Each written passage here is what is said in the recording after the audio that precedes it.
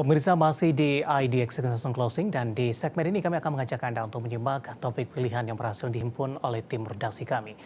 Di mana pemirsa mengecilnya surplus neraca dagang Indonesia per Mei 2023 dinilai menjadi pertanda berakhirnya era commodity windfall. Tak hanya berdampak pada ekspor Indonesia, pelemahan harga sejumlah komoditas juga diikuti oleh negatifnya pertumbuhan harga saham di sektor energi. Neraca perdagangan Indonesia kembali mencatat surplus sebesar 440 juta dolar Amerika. Deputi Bidang Neraca dan Analis Statistik BPS, Muhammad Edi Mahmud mengatakan, surplus Mei di 2023 ini melemah dan lebih rendah dibandingkan bulan sebelumnya serta dibandingkan Mei 2022. Neraca perdagangan komoditas non-migas tercatat surplus sebesar 2,26 miliar dolar dengan komoditas penyumbangnya terutama bahan bakar mineral, lemak dan minyak hewan atau nabati, serta besi dan baja. Sedangkan neraca perdagangan komoditas migas tercatat defisit 1,82 miliar dolar dengan komoditas penyumbang defisit minyak mentah dan hasil minyak. Sebelumnya, Kepala Ekonom Bank Permata Joshua Pardede menyatakan normalisasi aktivitas produksi usai Lebaran disebut membantu kinerja ekspor tidak turun lebih dalam, di mana kemungkinan ekspor hanya naik 1,1% secara bulanan dan turun 9,3% secara tahunan.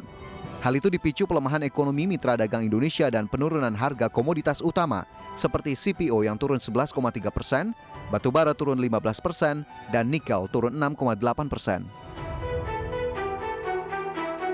Sementara itu berdasarkan data, harga komoditas energi yaitu minyak mentah, batubara, dan gas alam masih berada dalam tren melemah. Batubara misalnya, harganya terus mengalami pelemahan. Pada perdagangan Rabu 14 Juni 2023, harga batubara kontrak Juli di pasar ICE Newcastle ditutup di posisi 136,15 dolar per ton. Pelemahan ini memperpanjang tren negatif pasir hitam yang juga melemah pada Jumat pekan lalu dan Senin pekan ini.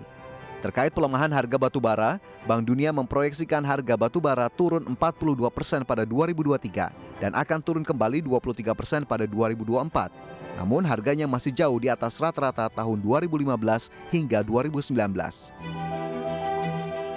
Sedangkan untuk komoditas minyak, harganya naik 1% pada pembukaan perdagangan Kamis 15 Juni 2023 setelah penurunan pada perdagangan sebelumnya. Sebelumnya harga minyak turun lebih dari 1% pada hari Rabu setelah Federal Reserve memproyeksikan lebih banyak kenaikan suku bunga di tahun ini di tengah peningkatan besar yang tak terduga dalam stok minyak mentah Amerika Serikat. Sementara untuk tahun 2023, Bank Dunia memproyeksikan harga minyak pada 2023 akan lebih rendah dari tahun lalu. Rata-rata harga minyak mentah Brent pada 2023 diperkirakan $84 per barel, turun dibanding 2022 yang rata-ratanya hampir $100 per barel. Terkait tren pelemahan harga komoditas, sejumlah saham sektor energi di Bursa Efek Indonesia menunjukkan situasi yang senada. Secara year to date atau sejak awal tahun hingga 15 Juni 2023, beberapa saham sektor energi masih membukukan pertumbuhan harga saham negatif.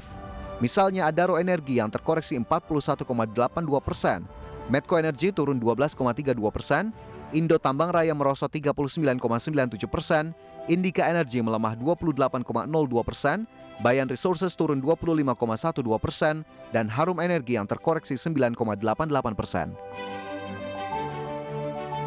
Sehubungan dengan perkembangan harga komoditas, Direktur Utama Harum Energy Ray Antonio Gunara mengatakan 2 tahun terakhir merupakan periode yang luar biasa bagi industri batubara. Akan tetapi tahun ini perkembangan pertumbuhan ekonomi di China membuat harga batubara mengalami penurunan dalam 3 hingga 4 bulan ke belakang. Senada, manajemen PT Indo Tambang Raya Megah Tbk juga memprediksi harga batubara pada 2023 cenderung menurun terbatas dibandingkan tahun sebelumnya. Harga batubara global pada 2023 diperkirakan tidak akan setinggi pada 2022 yang sempat mencapai $300 hingga $400 per ton. Namun harga batubara acuan Newcastle tidak akan jatuh terlalu rendah. Dari berbagai sumber untuk IDX Channel.